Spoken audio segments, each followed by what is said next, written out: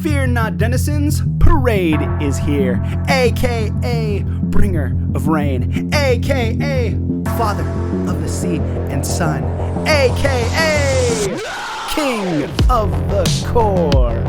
I would like to welcome you all for watching another episode of the Core Creator Pod, where I interview content creators, pick their brains, and get to learn a little bit about themselves. Our special guest today is none other than the host of the Travel Pod, the host of Zemo Walk-N-Talks, the co-host of the up-and-coming Overtime DM show on the Raincore channel, my nephew, Nejon from the Nejon Quipot YouTube channel. Say hello.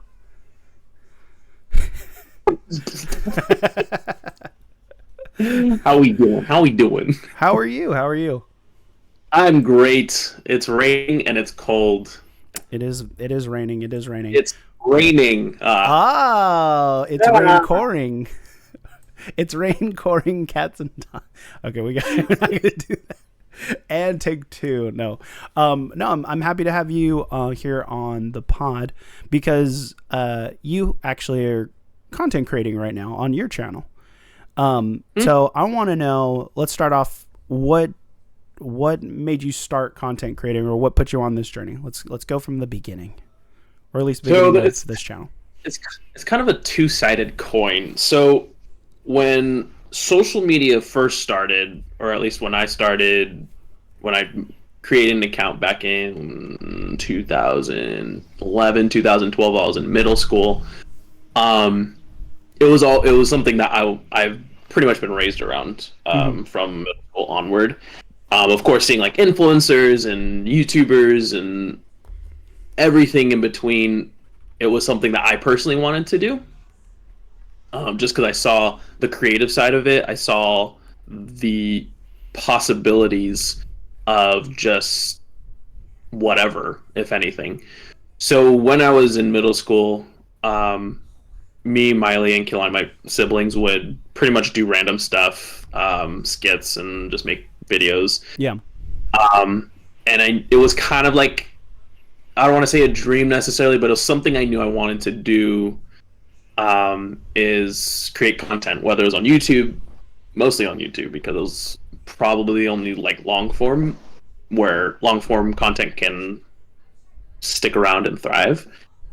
But at the same time, I didn't see myself having that much creative input. Like I'm creative in some aspects, but I know I'd burn out in some aspects, most aspects. So that was always like lingering. Like I always knew I wanted to be on YouTube in some way, shape, or form, whether it was funny skits. But I'm not like a deep-seated comedian necessarily. I can entertain, but I'm not the type of person to 24/7 have just like quick-witted comments, or at least that's how I feel about myself.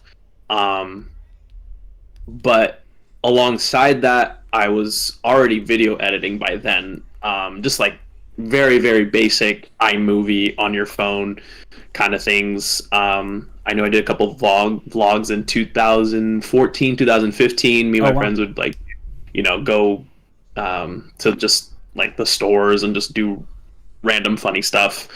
Did a vlog in Disneyland multiple times. So like little things like that. Yeah. I knew that it was something that I enjoyed doing when it came to video editing, content creation, and I felt very comfortable like being both in front of and behind a camera.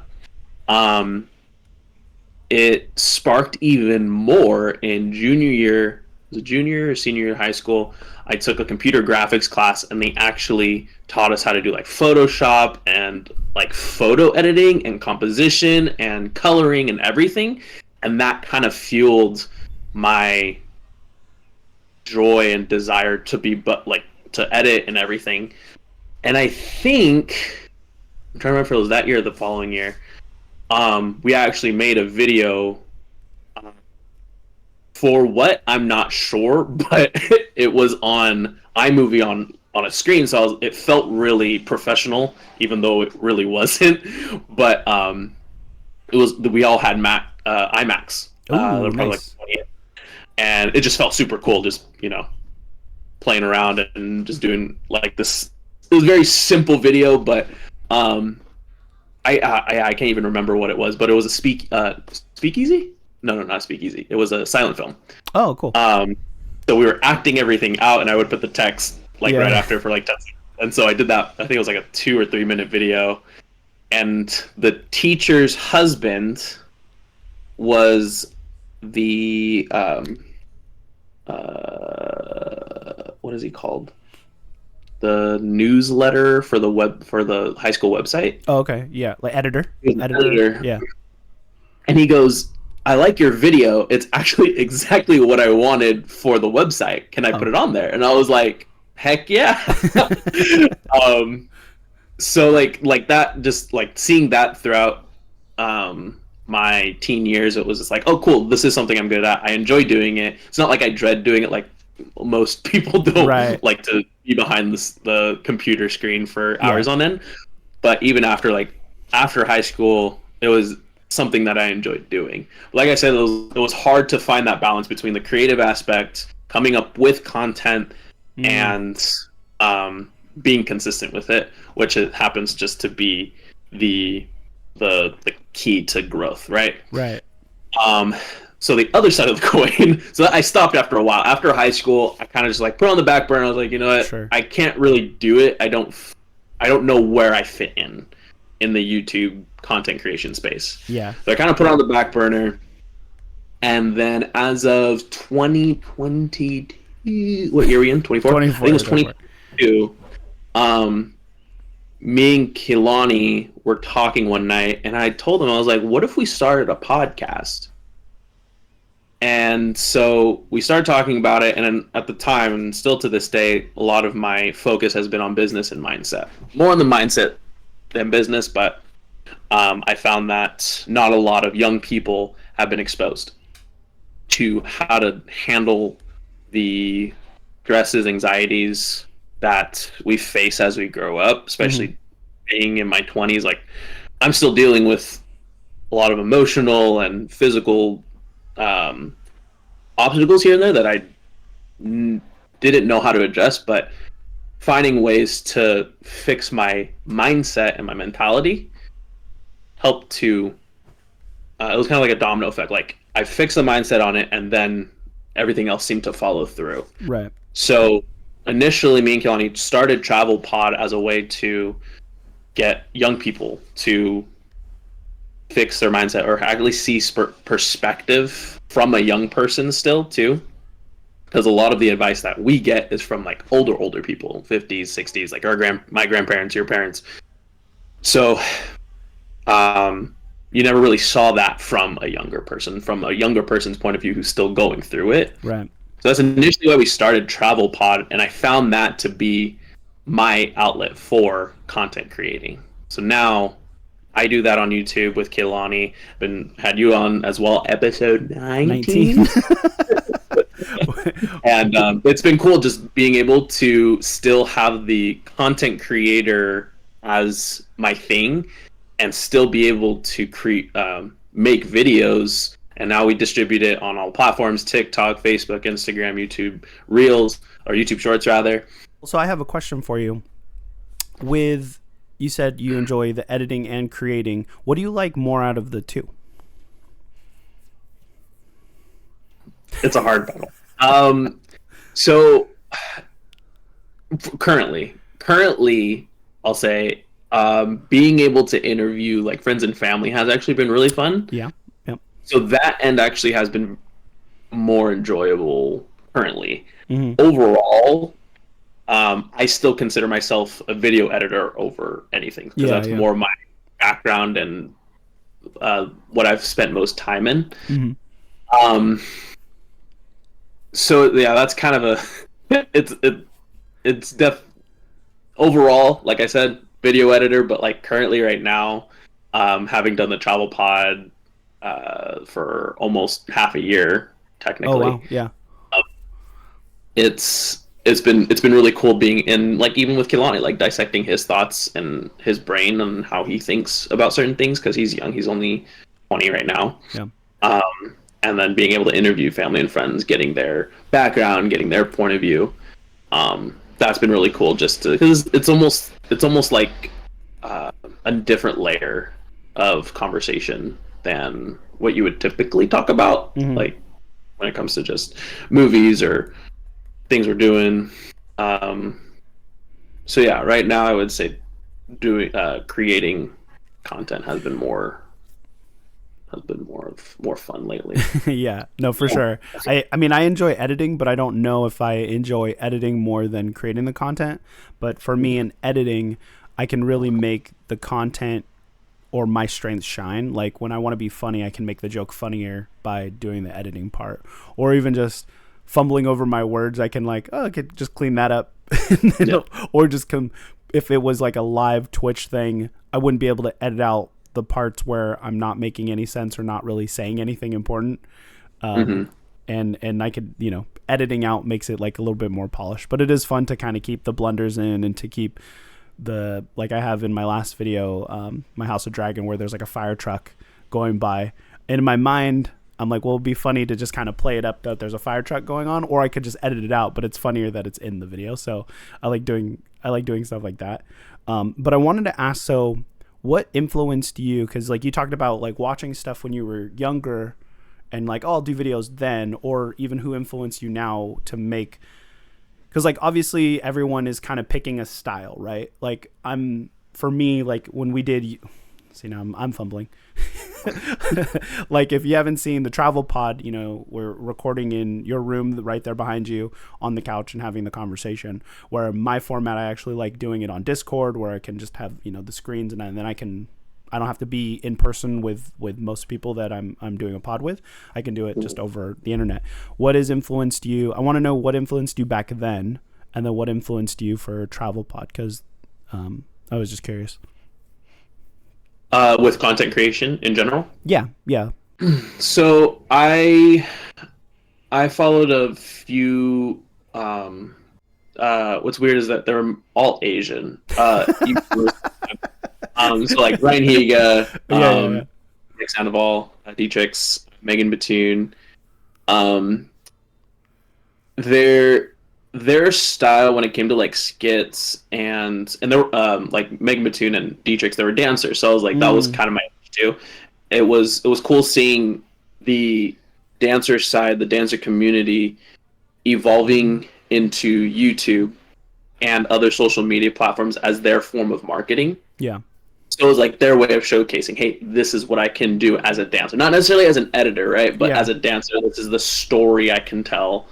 And I love like the conceptual videos that they would come up with, along with the skits. So that was always like inspiration to me. And mostly in having the dancer background, I think it was the freedom and the possibilities that YouTube specific. I'm gonna just say YouTube because that was what I was focusing all the time. Yeah. The possibilities that YouTube could give you as someone who's trying to come up. So with these just random people, I guess you can say, they didn't have a following at all. Right. They weren't on Vine necessarily. They were on just YouTube, making content, being funny, creating that community, and had the millions, 100,000s of views, and they didn't have to go to a TV. What do they call them? Like those. I'm blanking on the word. Like those TV companies that make movies or TV like they shows. Didn't have to go to studios or whatever to ask. Yeah, right. Networks. At the time, networks. That's the word I was looking for. You didn't have to go to a network to showcase your talent, to audition for this thing that you're not going to get, and go through that whole process. It was, I can just show off my talents, put it on YouTube, and maybe I'll see growth, maybe I won't, but I can keep doing what I love without the hassle of being rejected so many times. I saw that with these influencers as we're going through social media, as I'm watching these people grow. I was like, I want to do that. At the time I wanted to do, I think, more dancer focused videos, and I was like, well, I tried doing like my own thing, and I was like, this is that. And that was where my creative block hit really hard, because I love dancing. I would do other people's choreo, which is great, doing dance covers. Yeah.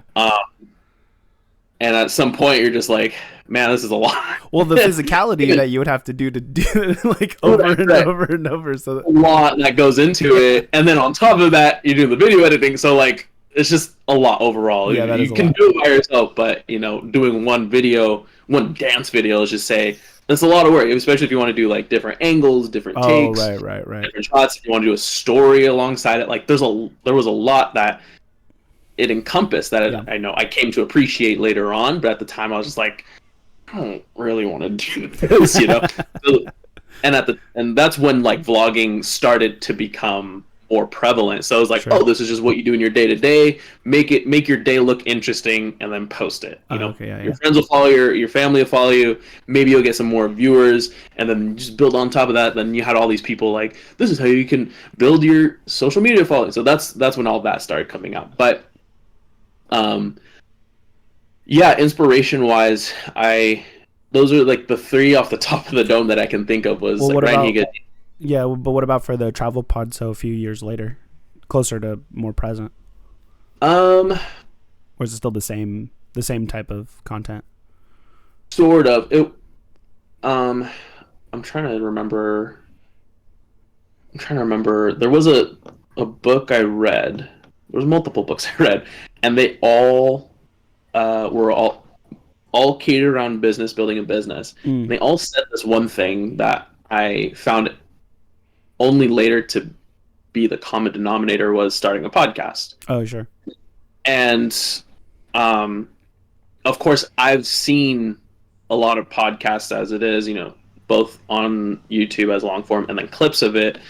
But I started to think of it in the form of like getting more outreach.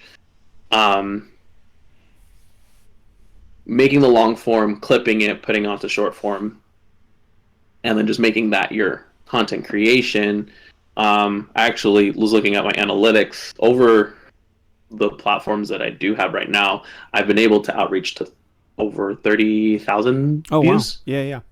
Yeah. Which was shocking. That was just the past 28 days.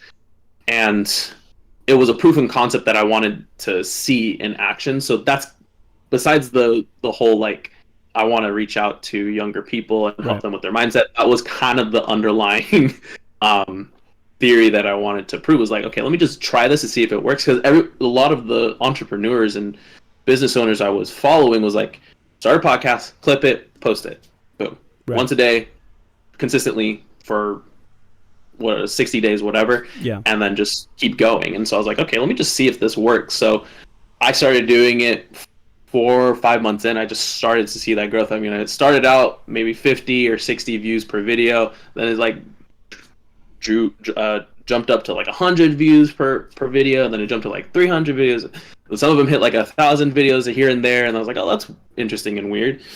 And then like now I'm consistently getting like 600 to 700 views. Nice. And just trying to maneuver that, see like what patterns I can see. Yeah. So with the travel pod, it's more or less a easy way for me to create content, but I'm seeing those patterns, and I'm trying to also help other businesses do the same. Sure. I wanted to ask a question. Any tip you can give about getting more eyes or more views on the content that you're clipping? Because obviously you're seeing growth, right?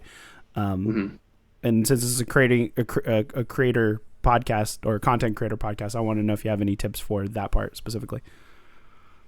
If anything, it has to be interesting. It's educational or entertaining. It has to be interesting, because there's clips of me and Kilani just saying random stuff or just laughing, and those get a lot of views. And then there's clips of me like talking about business and being like, okay, this is what you want to do for your marketing, this is what you want to do for this and that, and those get a lot of views too. Oh, okay, nice.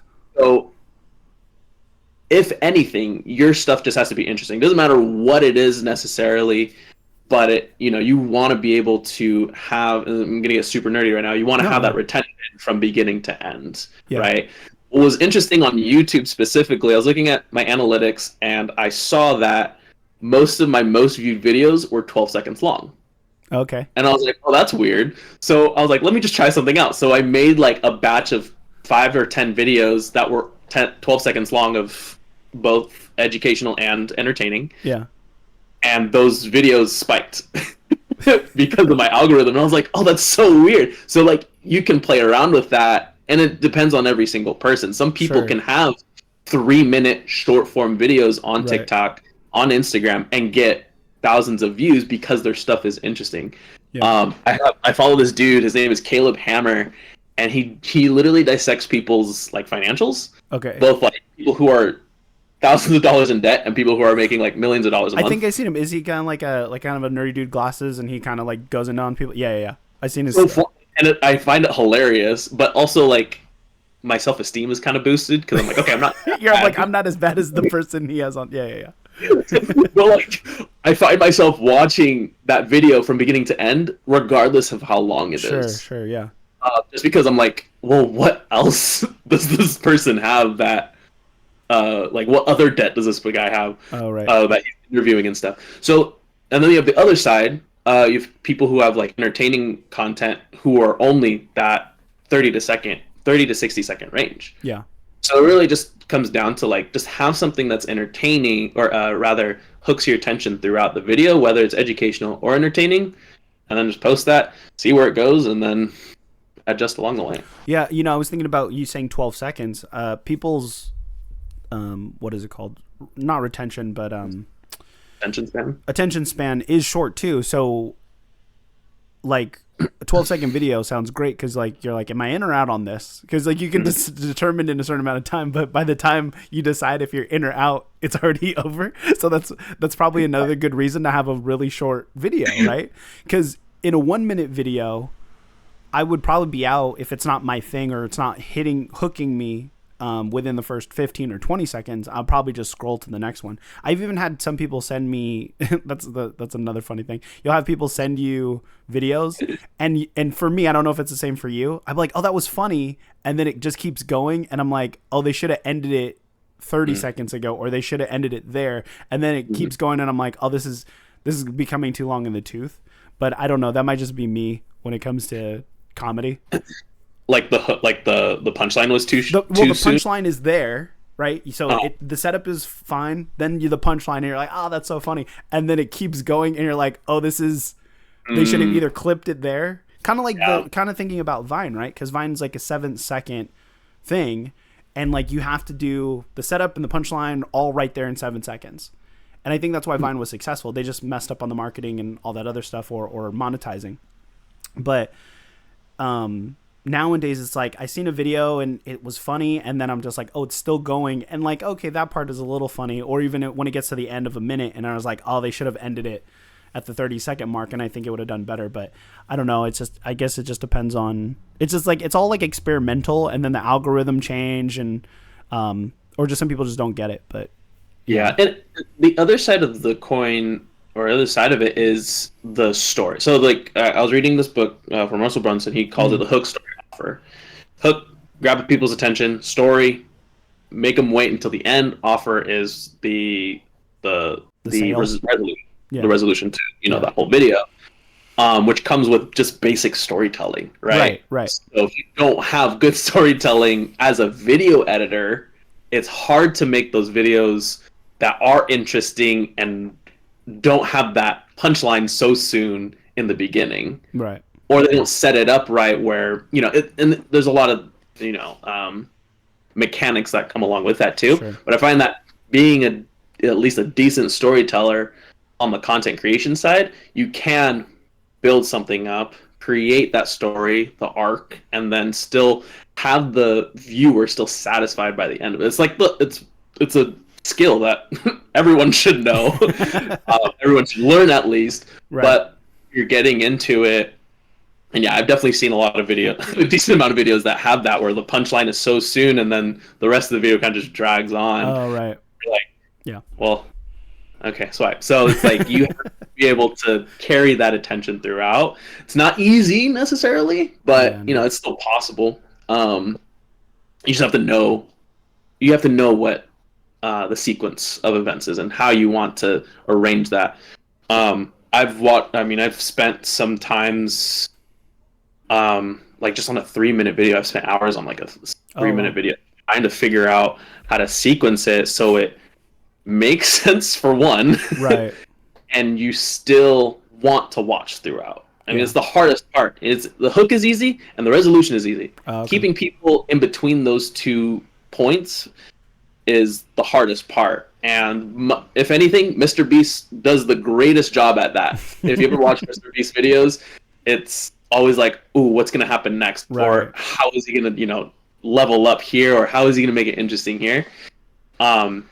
He doesn't shout as much anymore, but he keeps it interesting. That storytelling is so prevalent throughout, and he'll do flashbacks of like, this is what happened in last episode, or like just keeps it interesting throughout. That it's an art that requires a lot of practice and attention. Yeah. What have been the highs and lows of content creating for you specifically? The highs have definitely been seeing that growth in my opinion, in a short amount of time. Yeah. 4 months, I think I've been posting consistently once a day. Then around the 2-month mark, I was like, let me just do 2 posts a day, one in the morning, one in the evening. And I just saw the numbers skyrocket. So that's been really cool because I never expected that. I saw like people talked about it, people said it would work, but I never saw it like myself. Right. So seeing that was super cool, just because I was like, oh, this actually works. And I did it. The hard part about it is, even though video editing is something I enjoy, you spend a lot of time watching the same thing over again. Yeah. You're in front of the screen watching yourself or watching whoever you're editing for a long time, and that gets tiring. Yeah. Hearing my own voice and trying to not get annoyed by it. And I figured out a system for myself, at least. I use Final Cut Pro on Mac for my editing, and I found a pretty good system. I've actually like changed the layout of my keyboard, so I have certain shortcuts. Oh, nice. Cutting and trimming and repositioning and all that. And that's really all it came down to. When it came to like me actually continuing to enjoy, it was like, okay, I need to find a good, easy way to create the content, because I could spend 4 hours on a video if I needed to. I mean, when I clip from the travel pod, they're usually an hour minimum. So that means when I clip it, it's an hour, essentially an hour of me spending, okay, this is the funny part, I'm going to do that one. Oh, this is a cool educational part, I'm going to put that as a clip. So I probably have between 15 to 20 clips per video. Yeah. Depending on the video, depending on what we're talking about. And what I end up doing now is just put it in 1.5 speed and then just mark That's smart. Spot. I'm stamping everything. Yeah. Just, okay, cool, this is the clip I want. Okay, cool. And so I'm figuring out ways, and this comes with just being efficient in general. Like, you find ways as you're creating or doing whatever you're doing, whatever your craft is. You just find better, easier, faster ways to do it. And now it's come to a point where, okay, cool, I know how long it could take me. 30 minutes to mark each point in a travel pod, an hour-long episode. Now, cool, it's probably going to take me another hour to clip those 15 and clean them up, position them, and all that. And now it's to a point where I have that system. But yeah, most times I'm like, okay, I don't really want to see my face anymore. I don't really want to be editing video right now. And there are those points where I'm like, I need to do... and this is super important. Maybe you want to like timestamp this. As a content creator, when you're getting into this craft or any kind of craft, you always want to do why you started. Mm-hmm. So I started doing this because I enjoyed the storytelling aspect of video editing. So there are moments where I'm like, I need to go out and be creative and actually do the original reason why I started this. Right. I've seen the same thing in photographers. I've seen the same thing with people who, build their business, whether it's like, mom makes cookies and she loves making cookies, but sometimes she gets tired doing it. I'm like, remember why you're doing this. And she doesn't even like chocolate chip cookies. So I'm like, I don't even know why. I don't even know why I make chocolate chip cookies so good. So it's like those little moments, I'm like, remember why you started and do that for yourself, because as much as your creative juices flow, they do leave, and you need to bring that back every now and then. We're gonna clip that. That was great. No, I think that's very important, because if you don't know your why, the motivation to continue to do it is going to be lost. Like, if you don't like chocolate chip cookies, I mean, I guess with chocolate, people like chocolate chip cookies, but if you don't like it, I don't think making chocolate chip cookies is sustainable. Like, if I didn't like doing this podcast and talking to content creators and picking their brain, because one of the things I do this portion is because I feel like I'm now a content creator, right? But there's going to be some things that I'm not going to be able to learn on my own, just because time is such a factor. So like with you and Kehlani doing, like, we're going to talk to young people about business, you're also gleaning something from people you're talking to. So I am gleaning something from the people that I'm interviewing when it comes to, you're younger than me, but you're doing something different than I'm not. Like, one thing I want to commend you on is your consistency. Like, you have almost, I think it was over 200 videos on just YouTube alone. And in the short time frame you're doing it. So I can't wait till we get, let's say, 6 months to a year, and you're going to have like 1,000 videos and see where the growth and what it looks like then. Like, that's what I'm excited. So I was like, I want to make sure I get you on so that we can pick your brain now and then pick your brain in the future about what it will be. Do I really have 200 videos on So. I know I'm only on episode like 50 something for Zemo Walk-N-Talk, but yeah, no, I think it's at like over 200, which is crazy. You're like, do I have? Yeah, I mean, and even for me, like, I can't wait to see. Well, because I talk about it in the podcast, the Creator Core podcast, I keep on saying Creator Core, the Core Creator podcast with Eli. That this is not my first rodeo at podcasting. Like, I've done other podcasts, and I've done like you guys are saying, my editing when it comes to entertainment, but I was doing that for Pokemon openings. But people aren't watching my Pokemon openings with all the edits because it's not the content that they want to consume. So now I'm talking to a more mainstream audience and doing the same edits. So it seems more polished than it would have been if I only started this, the last week. So I like seeing, the growth and the changes. Like, even my lighting's better, just like the little things like that, or I'm not like in the dark or just on a worse camera. But yeah, I wanted to commend you on just the consistency, because I think people get lost there, or they get burnt out. Like I when I did my last Pokemon video, I was going back into work, and I knew I wasn't going to spend as much time collecting Pokemon cards, and so the spark of creating content burnt out. And I had videos like set in the queue, just I feel like it was kind of like, you were talking about dancing, where I'm like, oh, this is kind of getting taxing and kind of getting boring and tiring. And our group at the time, we had a group for Pokemon card collecting, was slowly dissipating because COVID was like, everything was opening back up. And so we were losing people. But yeah, I think creating content is great and fun. I wanted to know from the videos that you make and you do, what do you like better? Do you like doing the long form, or do you like doing the vlogs? Right now, doing the travel pod with and interviewing people has actually been really cool. My goal is to interview family, friends, but also like business owners locally. So, I'm actually talking to this guy who owns a protein shake shop, I guess you can say. Yeah. He makes it's from. Oh man, now the name of it. It's fine. It'll come to you. But it was super cool. Like, we went to a shop. It was in the afternoon one day, me and my friend. He's like, hey, let's go to this place. They have really good protein shakes. I was like, okay, I'm down. So we go in. Owner's super nice. And he's only open for like 5 hours a day. Oh, nice. And so he gets off super early, like he does 8 to 1 or something like that. Heck yeah. And we're hitting it off really well, just asking him about, his business and what he does, his family and everything. And then I just straight up asked him, I was like, hey, I have a podcast that talks like business mindset. You wouldn't mind being on it, right? He's like, yeah, let's do it. And so I think it'd be cool to also like pick the brains of people like locally. And it's kind of it's a twofold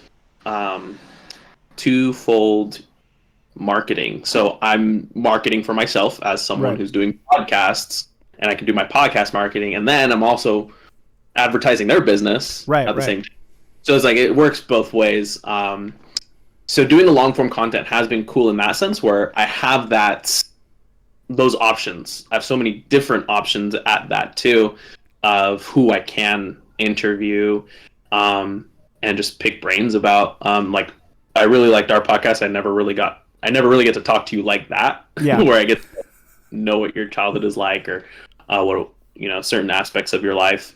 And then some of my friends too. It's a different space. I don't want to like capitalize off of my friendships in that way, or my relationships. No, yeah. But it's cool just being in a different setting and being able to just openly, candidly talk about things, without the restrictions of a script or the restrictions of this is what we have to talk about and this is what we have to say.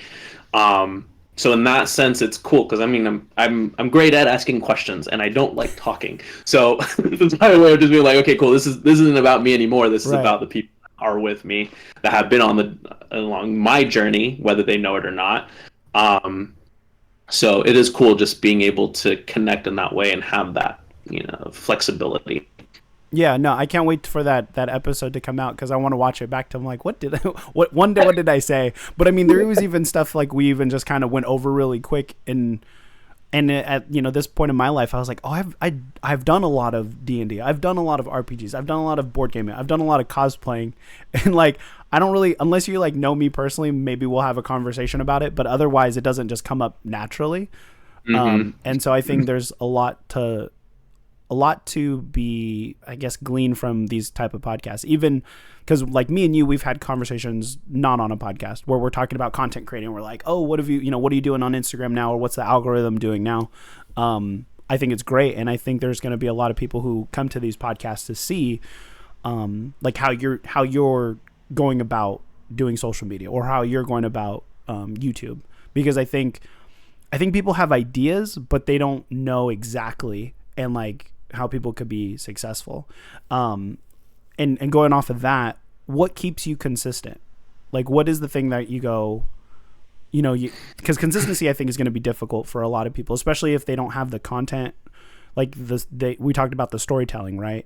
And you have to have something to go with this. You have to have an interesting story. You have to have that hook. So with you, what makes you wake up and go, okay, this is how I'm going to be consistent. How do you plan that out? So ultimately it comes down to finding your why. Okay. My why comes down to my own freedom of time and time constraint. I never saw myself working in like the corporate ladder, 40 hours a week, going to the office, retiring 50 years later, and then being an old grumpy Asian guy. Yeah. I always imagined myself having a business of some sort. Sure. So that's part of it. The other part is like I would like to support my family and my future family if that comes along, and I don't want to have the. And there's this doesn't mean that people who do work full time don't have this luxury. This luxury, but I see people who parents that work really hard. They work a lot of hours a week. Like my parents growing up, not to bash on them because they're great parents. They both worked full time. Yeah. So we were with Nana. We were with our grandma. So most of my childhood was with her, which is fine. I came out to be a decent young man, and my grandma sometimes like, I wish you were here for this moment. I wish you were here for this moment. Your mom. Yeah, Nana said that to my mom. Oh, got it. I see. Okay. She'd be like, I wish you were here to see this, because it's like the first time, and it's like you can't recreate it type of deal. Right. So being able to, and that's the thing I'm noticing now, is the time. Time is just getting shorter as I'm getting older. Right. I'm knowing a lot more people, and I'm having less time for everything. But ultimately, yeah, it's really, I have to remind myself of that. Thank you for reminding me too, of why I'm doing this. And if you can tangibly tell yourself that every single day, every moment you wake up, even before you go to bed. They even say when you know, do those reminders before you go to bed, lingers in the mind, and you wake up feeling better about it, and it's on top of mind. That's what will continue, and it has to be tangible too. You write it down somewhere, you have it, you know, on a piece of paper where you can see it. I saw a recommendation, have like a picture of, let's say you're doing it for your family, have a picture of your family with the goal on top of it, and you reaffirm that, you make that your why, you strengthen that, you put everything into it, then that's what's going to get you through. There's nothing else that I can say. You can work out all you want, you can meditate all you want, you can go on walks all you want, but that's not what's going to keep you motivated. Even though those help in the long term, taking care of those things, your reason getting into this is going to be the factor that makes or breaks you doing it the next day, the next month, the next year. Besides the money, like, money comes and goes. Like, there's not really, it's not very reliable in that sense. Your family and friends, people who help you along the way, those are the people that are going to change your life. No, I think those are great tips because even me, I bought a whiteboard, like a giant whiteboard, and I could just put ideas on there. I could put my goals. I personally have a journal, like, because in my brain, and I'm not sure if it's like you, all of it is always constantly moving, and I'm like, oh, I gotta, staying organized is probably the best for me. Like, okay, what videos do I need to make? What thumbnails, when do I have to post this, when I have to post that? So I have like apps like for tasks now, just because there's just too much going on. And I think that's another great point to have, because if it's clear, like if you can keep it clear, you can keep working towards it. But just going back to the 9 to 5 thing and corporate, like you said, I don't think there's anything wrong with it, but those could drain you in specific ways. I've had jobs where it's drained me. I didn't have time or had the mental energy to create any content. I always wanted to do it, and I'm finding time to do it now. But I think as long as you're still taking care of what your responsibility is, if if it's financially, like a family or even yourself, like you still got to pay the bills, right? You're not going to just overnight become some kind of hotshot YouTube influencer or TikToker or whatever. It takes time, and it does take consistency. So I think it's important for people to remember that aspect of it as well. But what other goals do you have with your podcast? Do you have any other ideas of any other topics you want to cover, or any other kind of forms of videos, or even some that you've thought of and you're like, no, I shouldn't. That's not going to work, because I have a few of those too. That's a good question.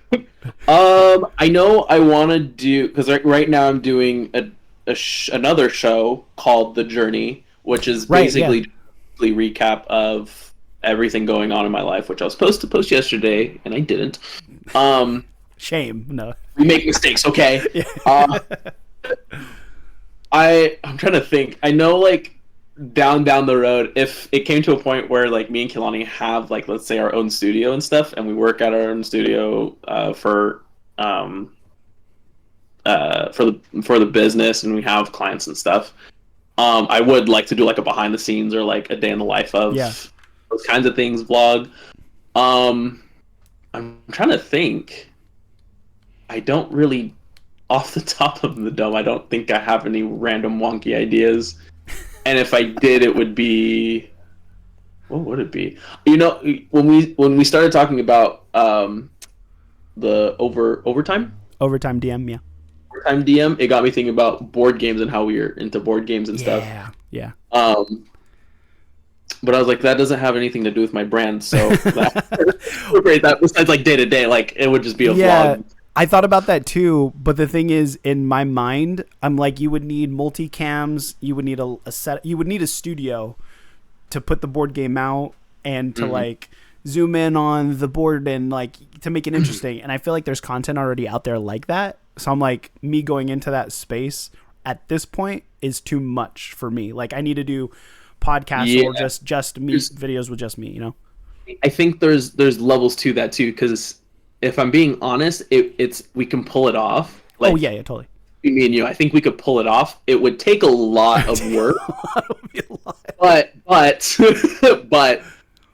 let's just say like we start out and we just have the one cam, just like facing us. Sure. We're facing like kind of like 45 towards each other, and we're playing the game, whatever. And it's super great, like super not like high professional, whatever. right. We're slightly entertaining. I think we could pull it off, and then eventually scale from there. But like, yeah, starting off, I think it would just be like, okay, let's just set up one camera, let's play the game, let's just do commentary in between, and then just do that consistently. And then eventually, if we monetize on it and make money off it, then we can upgrade, editor, do all that from there. But like starting out, I think it would be great. Not gonna lie. Yeah, well, because we love board games. Like you and me, I love board games, and there's so many board games that are out there. Because I even looked up reviews for some of the games I have, and sometimes they don't even exist. So there's space for it. But put down in the comments, anybody watching, put down in the comments if you guys want us to do a board game review or board game influencer or whatever. But board games could be like long too. Like it would be like podcast long. But I'm open for it. Cause remember, years ago, I think maybe 6, 7 at this point, I did a review of Smash Up, like the expansion. And I think I sent it to you only of the cards. Right. Oh my God. But I didn't post that anywhere. I didn't edit it or anything. It was just, and I like, I put my phone up on like some kind of weird, I think I like taped it to my like light, and I did the cards like facing down, and I kind of went through strategy of what I thought initially of those cards. But I think I vaguely remember that, but I do remember that. Yeah, I think I only sent it to you. I think it was just for you. Ooh, exclusive. I honestly, I think we could pull that off. I would totally be down. I love board games. I'd totally be down to do that. But I even like panning over and like little B-roll action. Yeah, little B-roll. Never hurt nobody. Yeah. Yeah, because I mean, I don't necessarily like. It would be cool to do. Now we're just talking about ideas about a board game review. Core creator. That's what he's talking about. Yeah, this is what we talk about. Mastermind.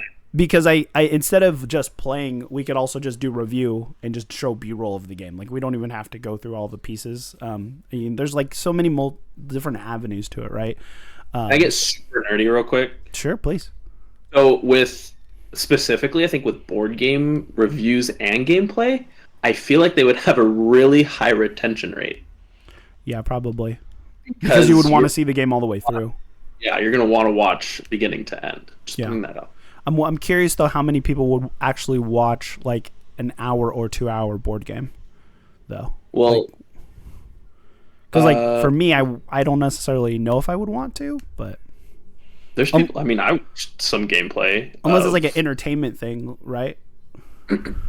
Possibly, because I know like Smosh has Smosh games, and they'll play board on there. Yeah. I lied. I actually do watch board people play board, but it's like people who are YouTube like influencers already. So like I already know they're funny, and they're like, oh, we're just playing a board game and stuff. Yeah. We should just record our D&D game or our Star Wars 5e game. But yeah, I honestly think like in this, it comes down to like the person. Yeah. If they think we're entertaining, then they're gonna watch the whole thing. Yeah. Regardless, even if we don't do well, even if we lose, like I feel like regardless, they'll still watch if they find us entertaining. I'm down. We could plan something. We'll test it. We could test it.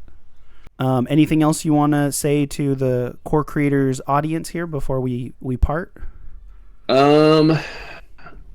Just if you're feeling creative, if you have that itch, if you are wanting to put stuff out as a content creator without the hassle and bustle of it, just do it. Just do it and find your why and don't stop. The worst that can happen is you go to sleep and you wake up the next day. And the best thing that can happen is you'll get a bunch more views that you would never expect. I think that's going to be the trend, because that's the same thing that me and Eli said. Is just like if you have a passion for it, just do it. And it's super cliche, but I think that's the best advice we can give. Especially right now with just the direction entertainment is going. Everything is streamed now. Yeah. I was actually just on Instagram today, and they're doing another Tales of the Jedi. Yeah. Charlie reacts. right? I got to do my trailer reacts.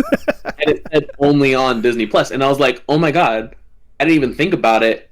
A lot of Star Wars Clone Wars was on Cartoon Network, Right, growing up. So yeah, now everything is going to on-demand streaming, yeah, and that's just the direction we're going. And yeah. just YouTube happens just to be that platform for anyone. It's so accessible to you. It's free, and if you don't believe me, there's another podcast. Colin and Amir interviewed Smosh, Ian, and Anthony, and they were talking about their struggles. They paid, I think, somewhere like $20-$30 to get their video on a website that wasn't getting any views, and they were like, what the heck, you said we were going to get views and traffic and da-da-da-da-da. Didn't get it. And then they found about YouTube.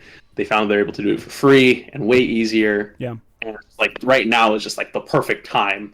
Even if you feel like you're late, if you're like if you don't feel worthy of being, compared to your competition, quote unquote competition, like just do it anyway. Like, you have a story, you have a voice, you have your uniqueness that you can bring to the community that you don't even know, the people don't even know, but you gotta just put yourself out there. And there's like really no downside. Like you don't even have to put money in if you own a phone. I use free editing software called Shotcut. Discord is free. I'm recording on Discord. OBS is free. I'm recording on OBS. And you can get it in it with no overhead. But yeah, hey, we're gonna end here because I know we gotta get going here soon. But please promote where we can find you. So Instagram, TikTok, YouTube. You can find me at Nejon Quipot along all the platforms, Facebook as well. And yeah, I'm posting daily. There's not going to be a lull in the content that you're getting. If you guys are hungry for content from Nejon here, you'll definitely get it. Well, hey, thank you so much for being on the Core Creators Podcast, technically episode 2. I just wanted to say thank you again for all the stuff that you were able to provide. Because again, we don't get to talk about it as much like we could. But I hope that people watching get something out of it like I did today. But I just want to say thank you again. I love you very much.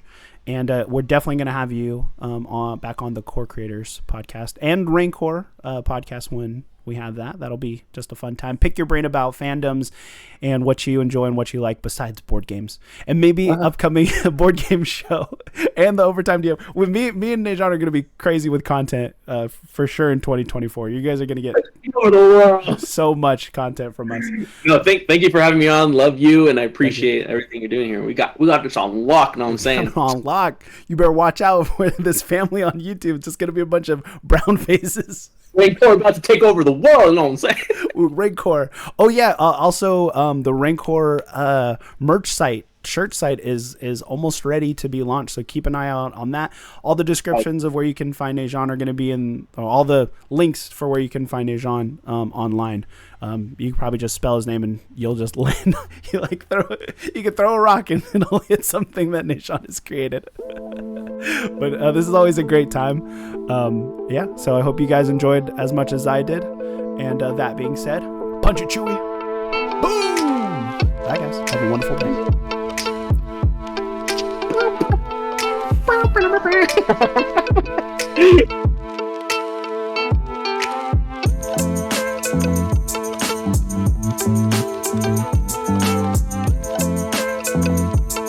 If you haven't, make sure you like, subscribe, comment something that you enjoyed from this video.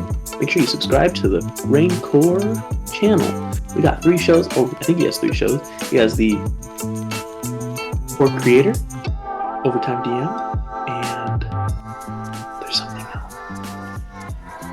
I can hear you talking. We'll see if we keep that in. I'll rewatch it back.